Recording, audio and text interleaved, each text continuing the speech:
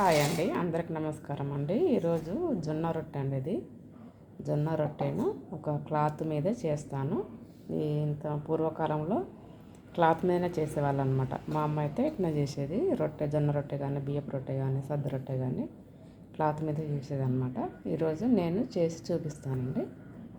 అంతే అండి, ఇలా చేసుకోవాలండి. చేసుకొని తీసి వేసుకోవడమే.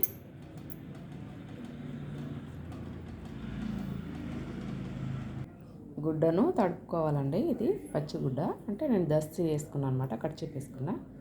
ఇది తడుపుకోవాలండి. ఈ పైన కూడా కొంచెం వాటర్ అద్దుకుంటూ చేసుకోవాలండి. అంతే అండి, పేన మీద కాల్చుకోవడమే.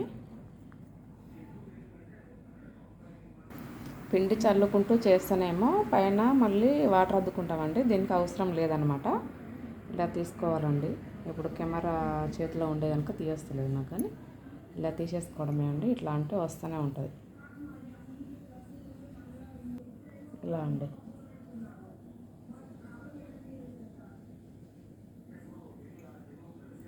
చూడండి, వస్తుంది కదా. ఇంతే అండి, చూడండి. పెనం మీద కాల్చుకోవడమే అండి. సాయంకాలం పూట అండి జొన్న రొట్టె డయాబెటిక్ పేషెంట్కి బాగా పనిచేస్తుంది కదండి. అంతే అండి, దీని మీదగా వాటర్ అవసరం లేదనమాట. ఎందుకంటే తడి క్లాత్లో వేసినాం కదా. కాలిపోయిందండి, కొంచెం అడుగంటుకుంది.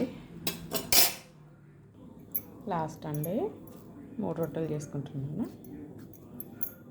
ఇలా వేళ్ళు ఇలా పడతాయండి, వేళ్ళతో నొక్కుతాం కదా, చాలా మంచిగా కాలుతుంది అనమాట.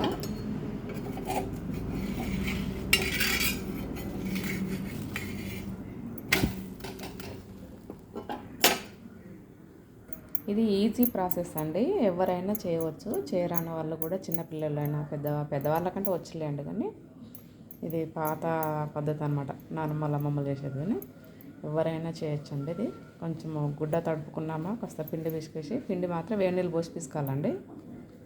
ఆ తర్వాత ఇలా ఒత్తుకోవడం, వేసుకోవడం అనమాట. నీళ్ళు పెట్టిన అవసరం లేదు, 2 వైపులా కాల్చుకుంటే సరిపోతుంది. అంతే అండి, లాస్ట్ రొట్టె అండి ఇది. రొట్టెలోకి ఎగ్ కర్రీ అండి. ఎగ్ పులుసు పొద్దున్న పెట్టాను కదా. టమాటో కర్రీ అండి, టమాటా దొండకాయ వేసిన అనమాట. కాంబినేషన్ బాగానే ఉంటుందండి. కొంచెం లిక్విడ్ లాగా ఉండాలన్నమాట. అంతే అండి, తినేయడమే. చాలా టేస్ట్ ఉంటుందండి.